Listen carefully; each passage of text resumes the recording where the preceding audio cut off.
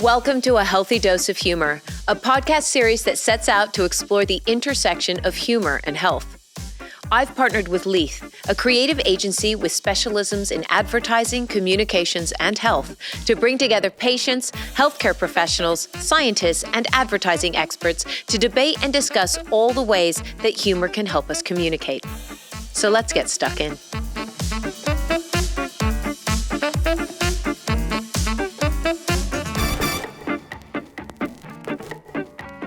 In this, our first episode, we're going to break down what exactly humor is, why we need it, and how it can help people and brands talk to one another. Joining me today in this conversation is Professor Sophie Scott, who is a British neuroscientist and director of the Institute of Cognitive Neuroscience at University College London. Her research investigates the cognitive neuroscience of voices, speech, and laughter, particularly speech perception, speech production, vocal emotions, and human communication. Also joining us is Ash Dunne. Originally trained as a geneticist and then playing with microscopes for Cancer Research UK, Ash has worked in medical communications for over 12 years. He is currently a scientific director for Merk's Neurology and Immunology Global Medical Communications. Being deeply nerdy, Ash loves getting stuck into data and developing scientific publications. He also believes that science should be accessible to non-scientists and works on lay summaries of medical research. In the past, Ash has performed as a stand-up comedian when he's not being a professional nerd, still performs improv comedy, and releases music. You're busy, Ash. You're very busy. And last but definitely not least is Marion Miranda. A Singaporean in Scotland, Marion is an award-winning copywriter at Leith, where she works on a wide variety of health clients. She loves creative thinking and is always looking to create ads and messaging that will make you see differently. In 2023, she was a Cannes Young Lions Global Gold winner, representing the whole of the UK with her creative partner, Joe. So let's start at the very beginning. What exactly is humor, and what role does it play in helping humans communicate? Sophie, can I start with you? Can you tell us a little bit more about humor from a neurological, scientific perspective? What actually is it, and how does it help us communicate? When we're thinking about humour, it really helps to think about it in relationship to laughter, because we think that laughter is what we do when something's funny, when there is something humorous, but actually laughter has this bigger life for mammals, basically. So we laugh at things, but we're not the only animals that laugh. Rats laugh, other primates laugh. There was a paper a couple of years ago arguing that actually you find laughter-like behaviours across most mammals because it's associated with social bonding, but it's also associated with playfulness, and all mammals play. I knew the rats were laughing at me. I knew that. You see them. Oh. It's very interesting because it seems to be associated with the complexity of mammal brains. So mammals have got these big brains, so we have an extended period of being juveniles, of being young, when we are growing and developing our big brains. And a really big way that we do that is through play. We don't play on our own, we play with other conspecifics. And you're learning about your social world, and you're teaching your brain about things, and you're doing it in this kind of playful, fun, no one's going to harm anybody sort of context. And that seems to be where laughter lives. It's where you find laughter in nature. It's occurring in these kind of playful environments for humans and other mammals. And that makes it really important, because it's important in this sort of social bonding and important in this sort of playful, fun, harmless interaction, which sounds very trivial. It's probably one of the most important things that mammals do. Now, all mammals play when they're juveniles, and some mammals continue playing their whole lives, like humans and dogs and otters. And because play can be ambiguous, the same behaviour might be kind of aggressive or unwanted sexual behaviour. When you mark it as playful, it's interpreted as that. And laughter is one of the ways that you show that you are being playful. Your intentions are playful. So there's a fantastic scientist in the US called Yang Panksepp, and he did this beautiful work with rats. And he found that rats make a laugh-like vocalization when you tickle them. And if you tickle a rat every day, they will make that sound when you come into the lab in the morning, because they want you to tickle them. They kind of use it to elicit this. Aww. And he says that at its heart, laughter's an invitation to play. And that seems to be something that's in common across wherever you find laughter. It's not just marking that I am playing, it's kind of inviting others to join in. That's incredible. So we're seeing laughter across the animal kingdom, and it's associated with play. So associated with, let's say, fun. But when does it become associated with funny and humor? Where does that come in? It's a really good question. As far as we can see, although laughter's got this bigger life, and actually most of the time when we laugh at stuff, we're not laughing at things that are funny. We're laughing for these playful social reasons. We do laugh at things that are funny, and we seem to be the only animal that actually does this. So I have looked into this quite a lot. There is no good evidence in the wider world of animals for a use of humour. The closest you find in wild animals is teasing. So like one monkey goes and grabs the tail of another monkey and yanks it and then runs away. And you can sort of see the framework for something that might turn into kind of insult humour or that sort of thing. It's got that element, like I'm being a bit nasty to you, but I'm not actually trying to hurt you. But interestingly, none of the animals involved in that laugh. It's always regarded as irritating, which it is quite irritating. I agree. And that's what teasing is. But when you get to humans, as far as we can see, as soon as modern humans appear in the world and they start making marks in the world, so they write stuff down that we can go back and try and translate, as soon as they do that, you find examples of things that are meant to be funny. So there's an ancient Babylonian joke which has been carefully stamped out onto mud tablets, and it's thousands and thousands of years old. This is the oldest joke we know of, and it goes like this. A dog walks into a tavern. No, seriously? A dog walks into a tavern is the form of the original joke? It's the shape of the original joke. You can already see something that looks very familiar. But the wheels come off a bit now. A dog walks into a tavern and he says, I can't see anything. I think I'll open this one. So it is fascinating because you can see the shape of a joke, and it's even starting with something, like an Englishman, an Irishman, a Scotsman walk into a bar. There's that kind of very old, very, very over-familiar shape of a joke. And it's even involving a pub somewhere that's a very common setting, so a man walks into a bar, we kind of know what that's going to look like. And from that point onwards, we don't know why it's funny. And we will never know why it's funny, because we can't travel back in time to ancient Babylonian times and get the cultural meaning around it. I would hazard a guess that maybe they're laughing at the absurdism the same way that we are. Could it be? It could be that a dog has another meaning. Maybe it's not an actual dog. Maybe it's a term you'd use to describe a badly behaved man, or, maybe someone who's drunk. Maybe a tavern is a brothel. Maybe there's a sort of naughtiness there. Maybe the dog's got his That's eyes. Less funny. I'll be honest. Funny. That is less funny Sex if it's a workers, brothel. not inherently funny. But it could, okay, so the dog says, I can't see anything. Maybe the dog's got his eyes closed. He's talking about opening one eye or the other. Maybe there are doors. We don't know. And what this, I think, is fascinating because it shows the importance. Someone thought that was so funny, they laboriously marked it out in a clay tablet. And we can recognise that its intention is meant to be funny. We see the shape of a joke there.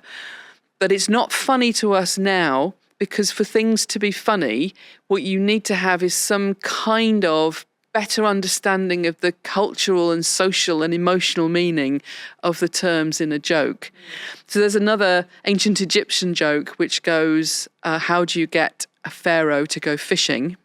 You put lots of beautiful ladies in fishing nets. And again, you can sort of see the shape of a joke there. And there's something else. There's a status thing. Like, oh, pharaohs, they won't do that. How would you trick them into it? What they like is ladies. And so there's a lot, but it's not especially funny because you can see the shape to it, but it's not.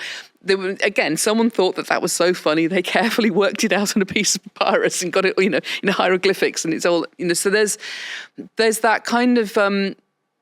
It seems that one way of thinking about humour in its ancient evolutionary form, and it seems to be as old as humans, modern humans, and we don't know about the really early stuff because no one wrote it down. As soon as you get stuff written down, people are able to write things, they start scrawling graffiti, they start leaving things that are meant to be funny. So it seems to have appeared alongside lots of other things that humans do. And even if stuff isn't funny to us when we read it now, we can see that it was meant to be. And I think that's really interesting, because one argument, and we will come back to what the different theories of humour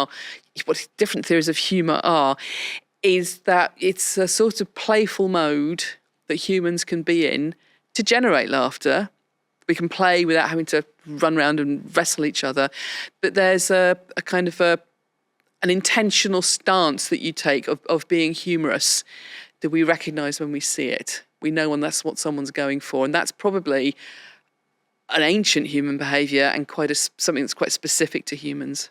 I think that's interesting that this conversation about tickling leads us into, and also talk about laughter at a distance, talking about laughter in awkward situations, because laughter, we've talked about the connection between laughter and humor, but we also laugh when it's awkward or to dispel uncomfortable feelings in a social situation. What does that say?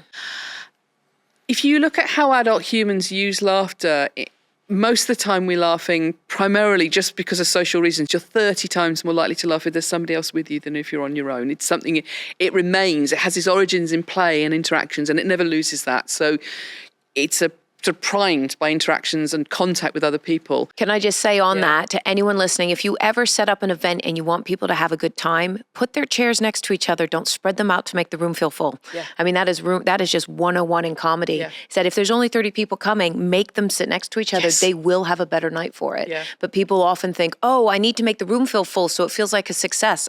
No, exactly. Get that kind of crammed in feeling. Absolutely.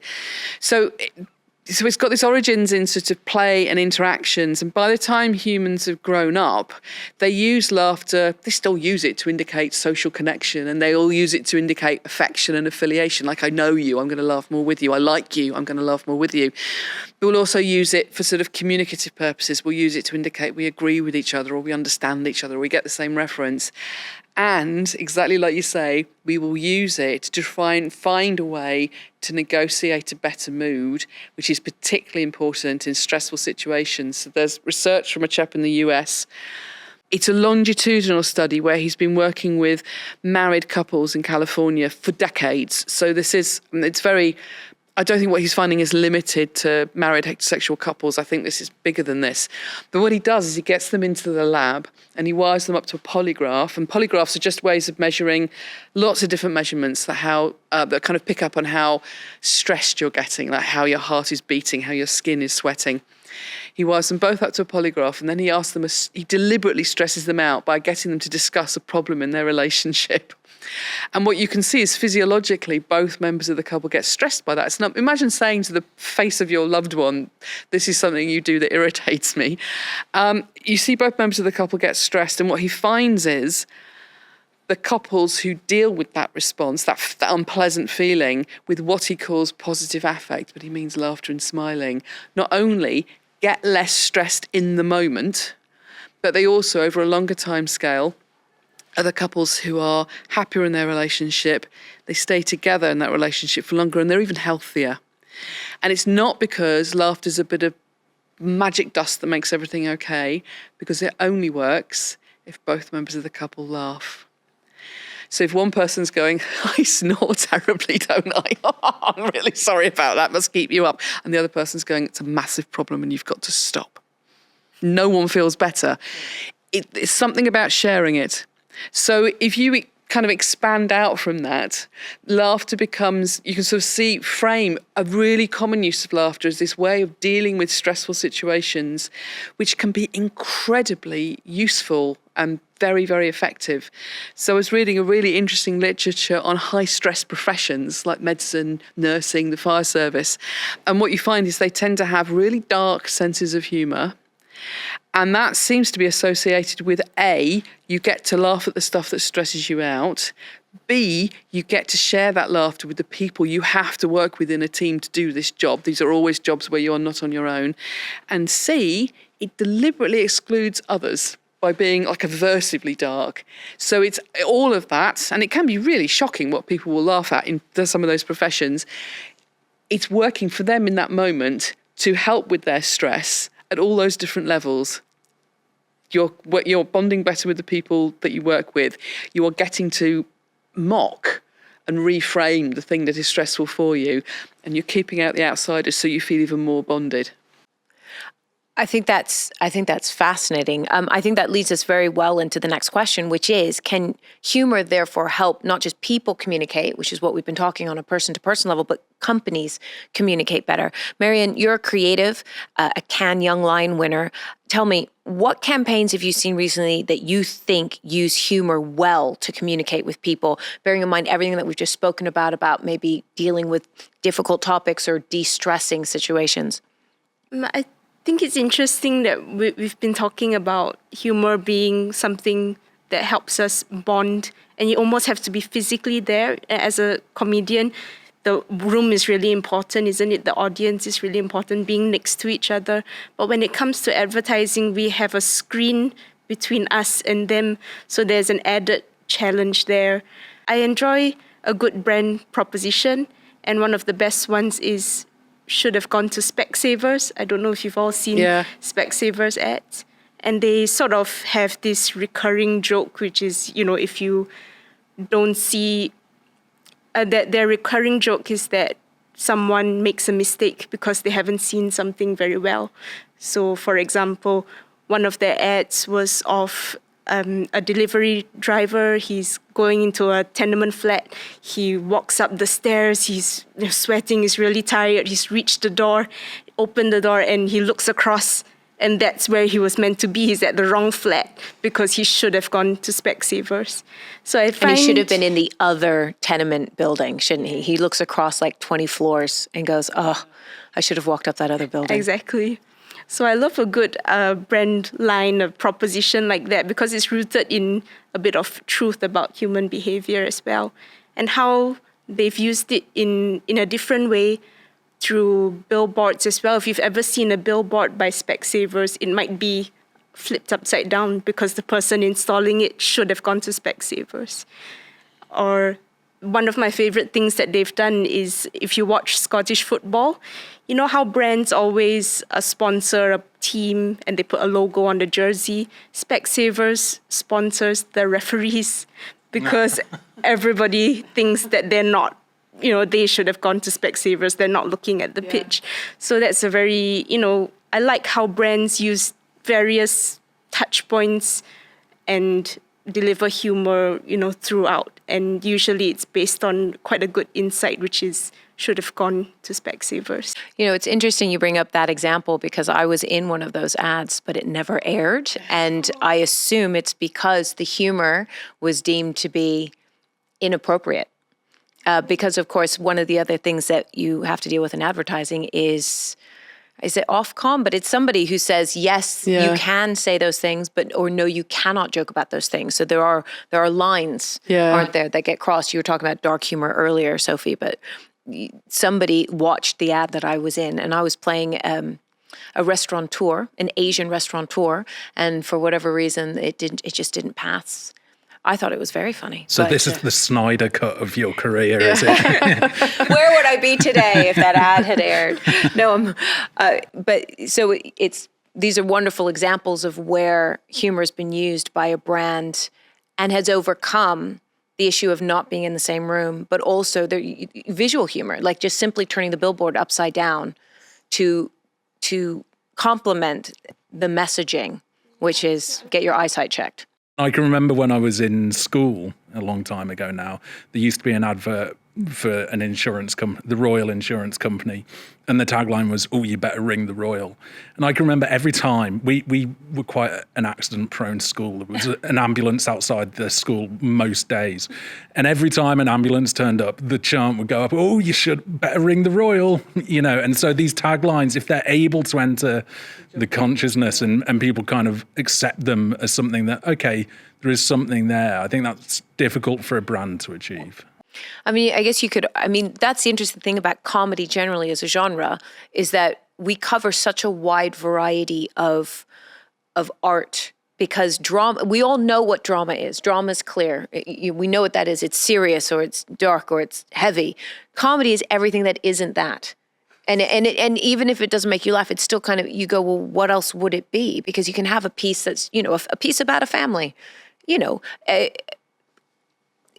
will still come under the comedy umbrella because it definitely isn't drama as we define it. So even some of these examples that we're coming up with, I suppose you could consider use an element of humor to them.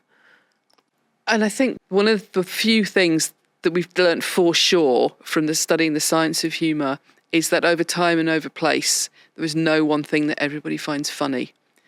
So it is... Yeah, I know that. Yeah, I know. Exactly. I've been experimenting about that for, almost 20 years. So there's an interesting study that's currently happening, and I'm excited to see the results, and it is called The Cost of Being Dull. And so I think his name is Peter Field, and he's trying to find out exactly how much more it costs to produce something that is dull versus something that is creative. So, and the early findings are in the millions, so it does cost a lot more to play safe as opposed to be funny. So I would say that, the idea that humor is risky, sure, but isn't it riskier to say nothing and have an indifferent response? It definitely costs more. Can you expand on that? How does dull cost more in the end? Are you saying because a dull campaign has very little impact, that company overall is spending more on advertising? Is exactly right? So when you launch an ad, you have to spend on media. Mm-hmm. So how he calculated is it was one of the sort of a very practical kind of ad, like buy this now. And what they did was they calculated how much it would cost to, put it on everybody's feed in order to get the same engagement as something that was funny in the first place. So the difference is alarming. And I think it's really encouraging that, like, to reframe a client's mind and say that, actually it is riskier not to do something funny as opposed to give it a shot. Even if it does fall flat, the worst that could happen is that it is an indifferent ad. It's a dull ad. So the worst, that if you ad. aim for humor and you miss, then at worst you have a dull ad. But you didn't aim to be dull. I think that's the takeaway. I think potentially sometimes you run the risk that it is more than a dull ad that you end up with, and that it can become an ad that makes you want to throw your remote at the TV. So we watch, we watch Coronation Street, and every ad break is sponsored by Argos, and it has these two fucking puppets that just drive me up the wall, and it's meant to be funny, but to me it just comes across as an abusive relationship between this little stuffed girl and a dinosaur. She's so mean to that dinosaur, and it's meant to be funny, but it just angers me so much. And I think that that's the problem when advertising using humor, that if you don't come across in the right way, it can actually have it runs the risk of not just being dull, but being actively aggravating. And especially if it feels inauthentic, which is always going to be a risk, I think, with advertising for any brand, because there's an ulterior motive behind advertising at all times. Buy our product. So it's very difficult, I think, to get an advert that is truly funny, which is why there are always those standouts that stick in your head. Yeah. For me, a classic was the Tango adverts in the 90s. Were legitimately funny. They were a massive cultural thing.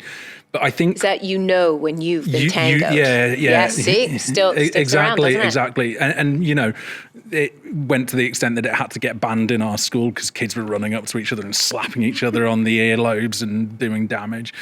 But I think that when a funny advert hits, it can be really good. But when it doesn't hit, it can be risky. Well, that brings us beautifully actually into the question I had for you, Ash, which is about medical communications and using humor particularly, because if there's one area where people could get very upset by an inappropriate use of humor, it would be in health and medical communications, which can be quite a sensitive subject to a lot of people. So what are some of the aspects of the patient journey where you think humor might be appropriate? So I think you're completely right. And again, for me, there's always going to be that question of authenticity. And I think particularly for a healthcare setting, that is extraordinarily important, because the last thing you want to do is make a patient who's living with a, potentially a chronic condition or an acute condition even that's having a severe impact on their life. The last thing you want to do is to make them feel like they're being belittled. And that's the risk that you run if that's the choice that you make for your communications with patients. So you have to be very careful, I think, in those patient communications, that you are not coming at them punching down, and making fun of them as patients. I think you can make light of the disease if you do it from an informed position. There was an advert that I saw, I can't remember what the product was for, but it was for people who have bladder control issues during the night. And so it wasn't even for a specific drug. I think it was sponsored by a pharmaceutical company, but it was a disease state awareness thing, to kind of raise awareness of the fact that actually this is a problem that lots of people have. But the way they advertised it, rather than doing the disease itself, they just had this raccoon that kept jumping up on this guy's bed every time he went to sleep and banging two cymbals together. And every time he fell asleep, the raccoon would jump back up onto his bed. And then it just said, nocturia is a severe problem, and so it made light of it in the sense of this is how annoying it is. But it wasn't making fun of the patient. Yeah. It was making fun of, it's really irritating to live with this condition. So I think if you're going to use humour, you need to do it in a very sensitive way, because what you don't want to do is to appear to be saying to patients, your condition is funny, or your experience is funny, or if you're going to go down that route, you have to find a very specific thing about the condition. And I would say only ever do it if you've consulted with real life patients. Yeah. Don't come to it as an outsider and try and say, hey, I've never actually lived with this condition, but I think this would be funny about it. I think that is a poor way to go about it. I think a lot of good advertising is rooted in truth. So if you stick to the truth, usually it plays out pretty well. So like the example you gave, it was rooted in the truth that that's what it feels like to have that condition. And another example I could think of, I think it was an NHS ad, and it was take the drama out of minor illnesses. And it was based on the truth that when you Google an illness, it gets dramatic really fast. Your cough becomes pneumonia by the time you finish Googling. So they created these really fun ads of, a father's in the middle of something. He sees his daughter cough. He drops everything. He rolls, and it's an action movie, and he carries her in the air and asks, "Is there a pharmacist around here?" And so I like when ads, are rooted in something you cannot dispute, and usually that is a way you can, avoid getting it wrong. So I think that was a good example. And that's a great example of where the humor is focused on a character that you can or cannot choose to associate with. I think I personally would watch that and not at all feel offended, because I don't identify as a father that's overly concerned. There might be, and then there will be a lot of dads who will watch that and go, oh, at least I'm not that bad. And then there might be the dad that watches that and goes, oh gosh, that is me. Okay, maybe I do overreact. So it's a really nice way of externalizing something and, like you said, humanizing it without making someone feel directly targeted. And there's something, to your point about authenticity, there is something very truthful and hard to fake about laughter and your response to humour. So it's really easy to scare people. It's easy to scare people in films, jump scares, loud noises. I've got colleagues, and I'm actively jealous of these colleagues who study fear, and what they tell people is, at some point in the next 5 minutes, you're going to get an electric shock. Sorry about that. And people are terrified. And I'm like, it's just so hard to get people laughing. It's really difficult. You can't do this because things have to be right. You don't laugh randomly. And so there's something very truthful about your reaction when you do experience it. And it seems to really kind of link into the building on the connections, which could be with another person or it could be with the product or the company behind the ad. I was really struck by a couple of findings. First of all, that if you can get people laughing in the lab, they will tell you more intimate things about themselves because people feel that sense of closeness. This is what I mean about it being truthful. You feel kind of there's a connection on which you build with giving away more of yourself. And a study showing that the more laughter there is during a job interview, the more likely it is that person will get the job. Again, nobody's setting out to sort of, I don't know, use laughter to do this, but that's what the consequence of actually a kind of a very difficult to fake kind of outcome of how people are engaging in that context. So I think the benefits, if you can land on something where people are feeling that response of finding it humorous, even if they're not overtly laughing because they're watching on their own, that they're getting that sense of connection, which is worth a lot and maybe is worth more than the unstinting aggression that you can hold towards a couple of puppets. I absolutely agree. It can be highly aversive when you don't find stuff funny, but maybe there's a real asymmetry there. The possibility of that really truthful sense of connection actually is when you can get to it. Maybe that is the thing that really is what we're liking about humour. Yeah, I think for brands using humour, the most positive takeaway is that it gives them humility. It brings them down to earth. Immediately, you're telling the viewer that, hey, my product may not be the most important thing in your life, and I get that. So instead of talking at them, you're laughing alongside them. Jokes are such a tribal thing, right? So like we're in on it or you're outside the circle. So it's a great way to connect with your audience that way. When done well. Yes, when done well. I think that's the key, is when done well. I think to summarize, we've covered so much here. It's been so fascinating. We could say so much more. But in summary, what we've learned is that laughter is actually not just human. It's a part of the mammalian world, possibly beyond that. So laughter itself, we see across the animal kingdom. However, laughter in connection to humor, in terms of actively trying to make somebody laugh or creating a joke or twisting something into humor, is distinctly human. And we've seen that evolve as humanity has evolved. Laughter and humor are used to bring us together socially.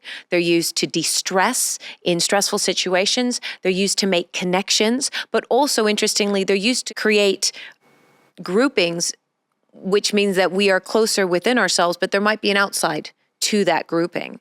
As a result, it can be very skillfully used by brands to very successfully advertise their product by allowing their brand to come into your world or join your social group or create a social grouping that you feel a part of. And the ultimate success we've discussed here is becoming a part of the common vernacular, that humanity's accepted your branding so much that they're willing to use it in everyday speech. And then we talked again, even more specifically about, therefore, how could this be used in medical communications? Well, it can be used very effectively, but it needs to be done authentically. And if it isn't done authentically, and the way that can be done is through informed research, through consultation with those that would be involved in those medical situations, it's important to definitely not talk or punch down when creating your communication using humor. But overall, if done successfully, it increases intimacy, which is ultimately going to help your brand and improve sales.